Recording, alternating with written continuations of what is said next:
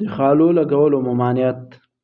عن ابي هريره رضی الله عنه عن النبي صلى الله عليه وسلم قال لعن الله الواشمة والمستوشمة او كما قال عليه السلام.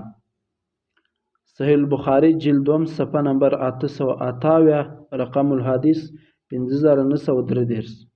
له حضرت ابو هريره رضی الله عنه نه روایت ده. هغه وایي رسول الله صلی الله علیه وسلم فرمایي کومه ښځه چې د بلې ښځې په مخ خالونه وروهي او کومه ښځه چې د بلې ښځې د خالو وهلو مطالبه کوي چې ته د ما په مخ خالونه راووهه، په دواړو د الله تعالی لعنت ده. لعنت څه معنا؟ د خدای له رحمته لرې د الله مو دې وساتي.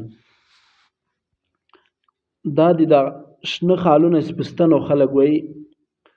نو اوس بیا نن سبا یو قسمه خالونه د پلاستیکي دي.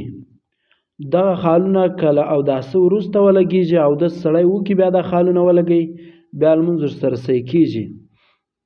او که تر اوداسه له مخه یې ولګوي هغه خالونه سریش لري، بیا بدن ته اوبه نه پرېږدي، که کوچنی که غټي بیا لمونځ اودس نه ده صحیح، لمونځ نه ده ورسره صحیح. اما له اوداسه وروسته که ولګېږي بیا لمونځ ورسره صحیح ده. او که د ستنو په واسطه باندې دا شنه خالونه وي نو د موږ مذهب دا ده اول به کوشش کوي دا خالونه به ختموي په یو ذریعه سره. لکه نن سبا بعضې ملګري وایي چې دغو دپاره قسمه دوا راوتلې ده، په دوا په ذریعه سره لرې کېږي.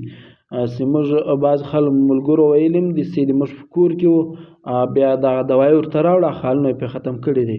که بیا هم نه لرې کېدل، د دوایي د دې شي په واسطه سره نه لرې کېدل، بیا به مغفرت له خدای غواړي، بخښنه به له خدای غواړي، توبه به په دې باندې کاږي، بیا د لمونځ اودس ورسره کوي، خو بیا به هم بار بار له الله تعالی د بخښنه غواړي او مغفرت به غواړي.